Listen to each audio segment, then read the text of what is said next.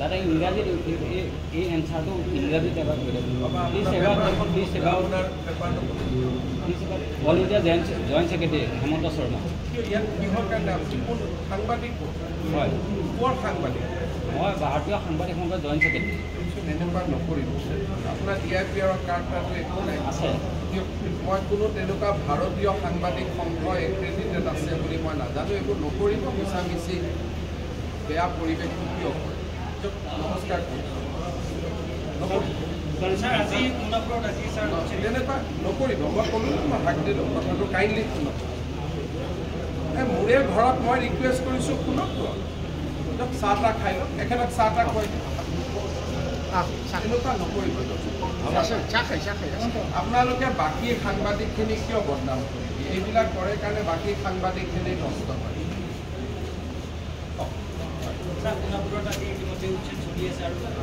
সোণাপুৰত আমাৰ উচ্ছেদ অভিযান চলি আছে। সোণাপুৰ এটা tribal belt and block. Tribal belt and ব্লকত অতি শান্তিপূৰ্ণভাৱে আমাৰ উচ্ছেদ অভিযান চলি আছিলে আৰু ৰাইজ যিসকলে মাটি দখল কৰিছিলে তেওঁলোকে দৰং জিলা আৰু মৰিগাঁও জিলাৰ নিজৰ নিজৰ অৰিজিনেল ঘৰলৈ উভতি গৈছিলে। আজি ৰাতিপুৱাৰ পৰা কংগ্ৰেছ দলে যেতিয়াৰ পৰা তেওঁলোকে এই উচ্ছেদক বিৰোধিতা কৰিবলৈ আৰম্ভ কৰিলে তেতিয়াই এচাম মানুহ উগ্ৰ হৈ পৰিলে। আপোনালোকে যদি চাই যে বিৰোধী দলপতিয়ে 10টা 10:30 বজাৰ পৰা এই এভিকশ্যনটো বিৰোধিতা কৰা আৰম্ভ কৰিলে।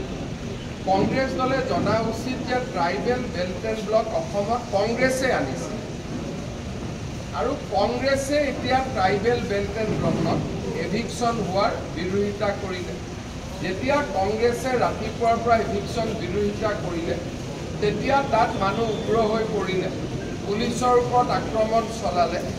আমাৰ চাৰ্কুল অফিচাৰ, আমাৰ তাৰে থানাৰ OC আৰু DCP গোটেইসকল ঘায়েল হ'ল। পুলিচেও প্ৰত্যুত্তৰত গুলী চলাবলগীয়া হ'ল। 2জন লোক নিহত হৈছে আৰু 7জন লোক আহত হৈছে আৰু 22গৰাকী আৰক্ষী এই গোটেই ঘটনাত আহত হৈছে। উচ্ছেদ অভিযান চলি আছে। চৰকাৰী মাটিখিনিত আমি উচ্ছেদ সম্পূৰ্ণ কৰিছোঁ। যিসকলে মেডি পট্টাত আহি বহিছিলে তেওঁলোকক এতিয়া আঁতৰি যোৱাৰ নটিচ দিয়া হ'ল। গুৱাহাটীৰ একেবাৰে লগত আজি যি ধৰণে সংগঠিত আক্ৰমণ হ'ল সি আহিবলগীয়া দিনবিলাকৰ পৰিৱেশৰ বিষয়ে আমাক আকৌ এবাৰ ভবাই তুলিছে যে আহিবলগীয়া দিনবোৰ কিমান ভয়ংকৰ হ'ব পাৰে। আৰু এইটো গুৱাহাটীৰ গাতে লাগি থাকে, মহানগৰৰ গাতে লাগি থকা অৱস্থাত আৰু যোৱাকালিলৈকে সম্পূৰ্ণ শান্তিপূৰ্ণ আছিল। তেওঁলোকে নিজৰ নিজৰ ঘৰত ঘূৰি গৈছিল আৰু আমি ট্ৰেকো কৰি আছিলোঁ।